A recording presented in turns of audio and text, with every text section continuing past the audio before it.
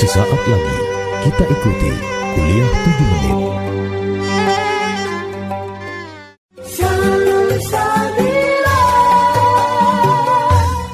Assalamualaikum warahmatullahi wabarakatuh.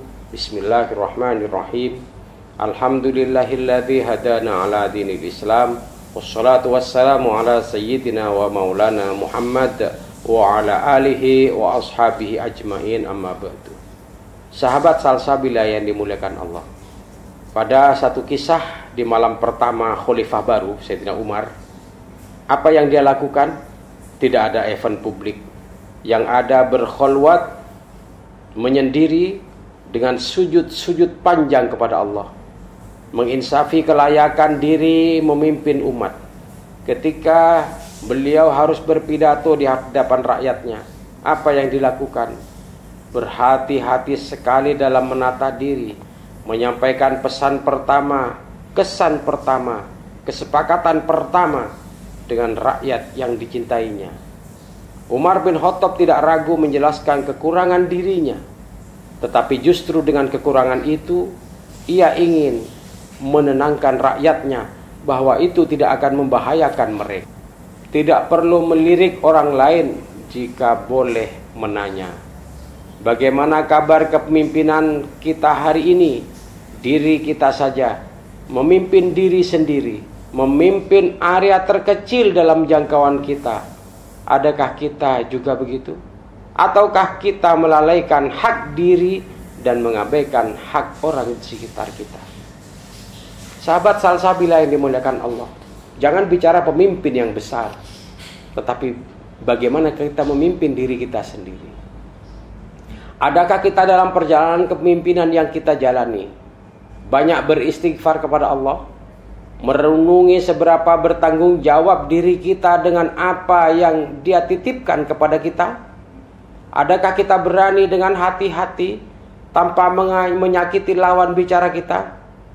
Atau jujur menyampaikan kondisi kita sebagai pemimpin, lalu mengutarakan rencana-rencana yang sebenarnya merupakan visi yang harus dibangun dengan kerjasama bersama-sama? Adakah kita begitu? Atau justru kita sering menuntut orang lain untuk jadi lebih ini, lebih itu, tanpa kita menengok diri. Apakah kita sudah begitu? Apakah kita sudah mampu? Inilah salah satu kisah tentang pengangkatan pemimpin, tentang penitipan amanah. Betapa kita juga harus belajar banyak dari Abu Bakar As-Siddiq tentang bagaimana cara ia memilih dan memperhatikan keadaan kaumnya.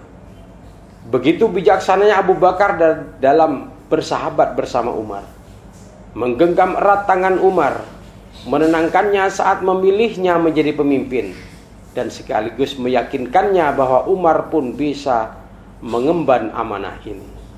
Betapa kita juga harus belajar banyak dari Umar ketika diberi titipan amanah, mengkhawatirkan diri tidak mampu mengemban amanah, sehingga melakukan sebaik-baik amalan, bermunajat, dan terus memperbaiki diri, muhasabah tanpa henti, tanpa menghakimi, tidak membanggakan, tetapi menyadari semua itu dipertanggungjawabkan dan tidak berfoya-foya atau apa yang telah diperolehnya, tetapi menyadari bahwa setiap tingkah lakunya akan dipertanggungjawabkan kelak di hadapan Allah.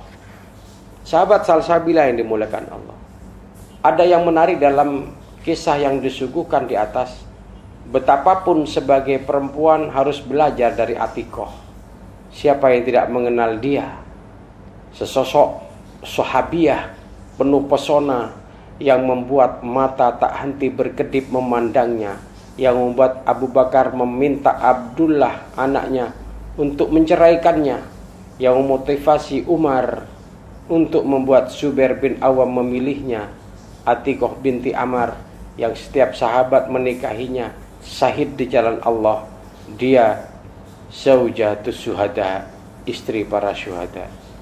Atikoh, pesonanya tidak menenggelamkan dalam maksiat, tetapi menjaga diri, taat dan menyokong penuh kepemimpinan suami. Dan Umar pun telah memuliakan wanita dengan berucap, wanita bukanlah pakaian yang bisa kamu kenakan, dan kamu tanggalkan sesuka hati. Wanita itu terhormat dan memiliki haknya. Sahabat salsabila yang dimuliakan Allah, banyak pelajaran yang kita terima. Yang pertama adalah rendah hati adalah sikap terdamai yang memiliki makna luar biasa. Orang yang bersikap rendah hati, tawadhu, low profile, mampu mengakui segala kekurangannya dan mengakui bahwa ia memerlukan orang lain untuk membantunya.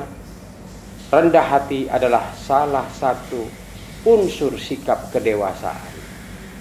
Yang kedua, sahabat salsabila, sebagai pemimpin keluarga, seorang ayah yang kasih sayang kepada keluarga dan anaknya akan mengantarkan pada suasana sakinah, sehingga anak-anaknya pun termotivasi meneladaninya dan berbakti kepada kedua orang tuanya.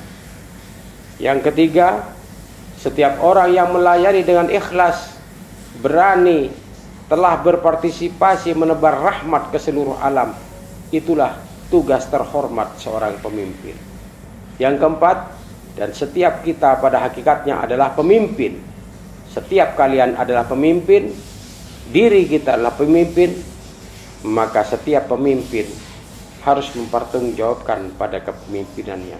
Begitu tutur baginda Rasul dalam suatu kesempatan. Pemimpin yang baik adalah yang mau mengakui kekurangannya dan siap dikritik oleh rakyatnya demi kebaikan bersama dan kemajuan suatu bangsa. Semoga bangsa kita menjadi bangsa yang dicita-citakan oleh para pemimpin kita, menjadi negara baldatun thayyibatun wa rabbun ghafur. Wallahu a'lam. Wassalamu alaikum warahmatullahi wabarakatuh.